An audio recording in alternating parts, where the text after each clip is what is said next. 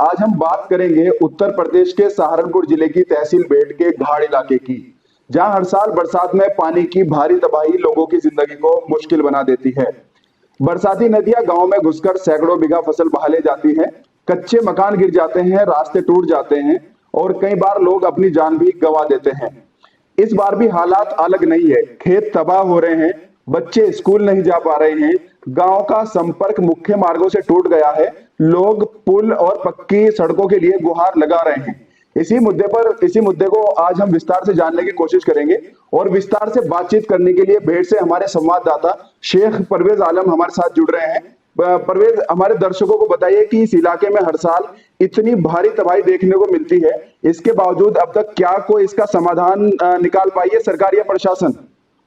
जी बिल्कुल, मैं सबसे पहले आपको बता दूं कि जनपद सहारनपुर का जो तहसील बेहड़ का इलाका है वो अधिकतर घाड़ा क्षेत्र कहलाता है।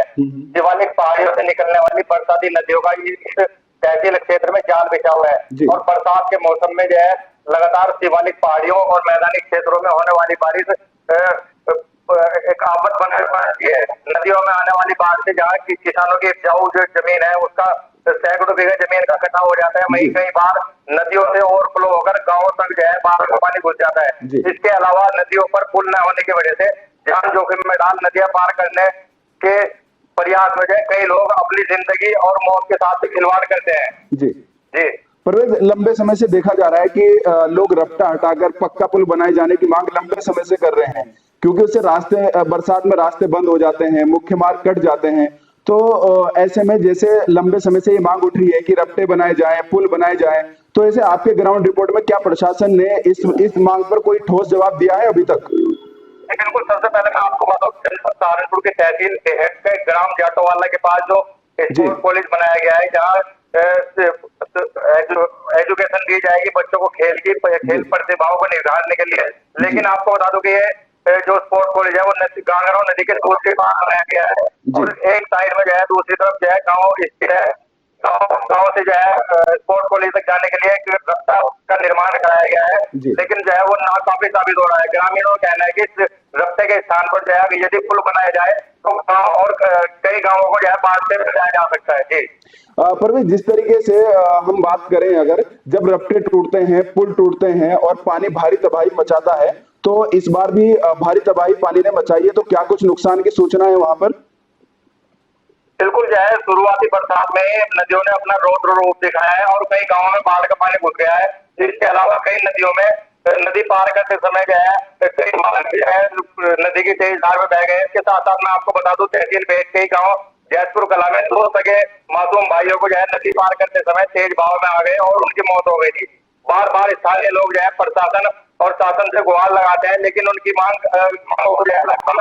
किया जाता है। जी परवेज, ऐसे समय में जहां 2 बच्चों की मौत भी हो गई है पानी को लेकर के, तो क्या सरकार या प्रशासन ने कोई मुआवजे की कोई व्यवस्था की है उनके लिए, या और आगे से ऐसी जो है कैसी एक घटनाएं ना हो, इसके लिए प्रशासन या सरकार कितनी तरीके से मुस्तैद नजर आती है इन मामलों पे? देखिए बिल्कुल, कोई भी घटना और दुर्घटना होने के बाद चाहे स्थानीय प्रशासन या स्थानीय नेता मौके पर पहुंचते हैं और पीड़ित परिजनों को जो है आश्वासन भी दिया जाता है, लेकिन वह आश्वासन कोरा ही नजर आता है। इसके अलावा जो है आपको बता दूं कि बाढ़ और बरसात को जो है लेकर स्थानीय प्रशासन जो है मुस्तैद नजर आ रहा है।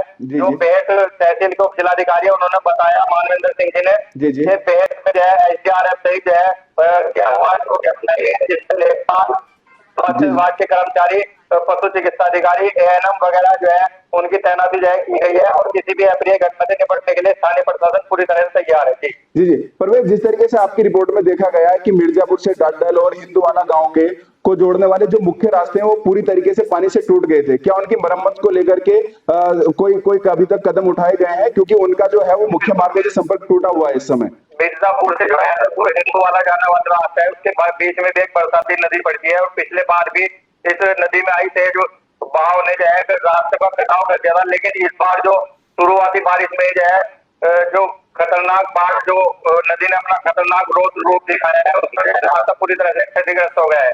स्थानीय लोगों का कहना है कि बच्चे स्कूल नहीं जा पा रहे हैं और जो मरीज है उनको अस्पताल तक ले जाने में परेशानी हो रही है।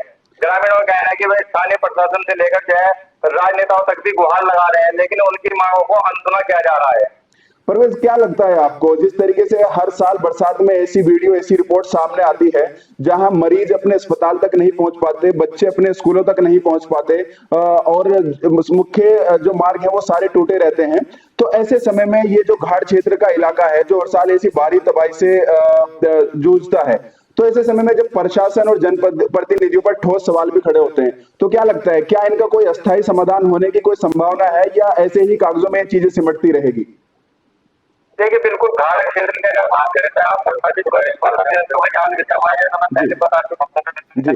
बार बचाव के लिए स्थायी समाधान नदियों के दोनों किनारों पर पुल बनाना और जिन जिन रास्तों से नदियां गुजरती हैं तो मुख्य जो मार्ग है वहां पर जो है पुल और रास्तों का निर्माण करना है। हालांकि इस मामले को लेकर स्थानीय विधायक भेंट के जो विधायक है हमारे लिए लगातार प्रयासों में लगे हुए हैं। पास में जो है बरसाती नदी है वहां भी उनके द्वारा प्रयासों के बाद जो है पुल का निर्माण किया गया है। इसके अलावा कुल्टी खेड़ा में बताया जा रहा है कि उनके प्रयासों से और पुल का निर्माण जल्दी कराया जा रहा है। जी जी। तो जिन इलाकों में भी भारी तबाही देखने को मिली है, फसलें बर्बाद हुई है और कच्चे घर गिर गए हैं, तो क्या शासन प्रशासन पर कोई हलचल है, उनके लिए कुछ है कि अभी आगे होने की संभावना है उनके लिए, और ऐसी परिस्थितियां कभी ना बने, उस घाट क्षेत्र को हमेशा एक ऐसी परिस्थितियां मिले जिससे उनको जूझना ना पड़े, उनकी फसलें बर्बाद ना हो और उनका संपर्क बना रहे, इसके लिए अभी कोई हलचल अच्छे लेवल पे है कि आगे ऐसा ना होने की उम्मीद? देखिए, लगातार क्षेत्र से मांग उठती है। स्थानीय लोग जो है, जो स्थानीय विधायक हैं, सांसद हैं या जिले के मंत्री हैं, उनसे लेकर जो है लखनऊ तक गुहार लगाते हैं, लेकिन अभी तक कोई कोई जो है ठोस कदम जो है दिखाई नहीं दे रहा है। चलिए, बहुत बहुत शुक्रिया परवेज, विस्तार से हमें जानकारी के लिए, इस जानकारी के लिए। तो ये थे हमारे साथ में शेख परवेज आलम, हमारे बेट से संवाददाता, जो हमें जानकारी दे रहे थे घाट क्षेत्र में जो बरसात के दिनों में भारी तबाही देखने को मिलती है। अभी देखते हैं कि प्रशासन इन पर अस्थायी रूप से क्या कार्रवाई करता है और आगे से ऐसी घटनाएं सामने ना आए, इसको लेकर के घाट क्षेत्र को क्या सुविधाएं प्रदान की जाती है। इसी के साथ मुझे दीजिए इजाजत। नमस्कार, मैं रेहान अली।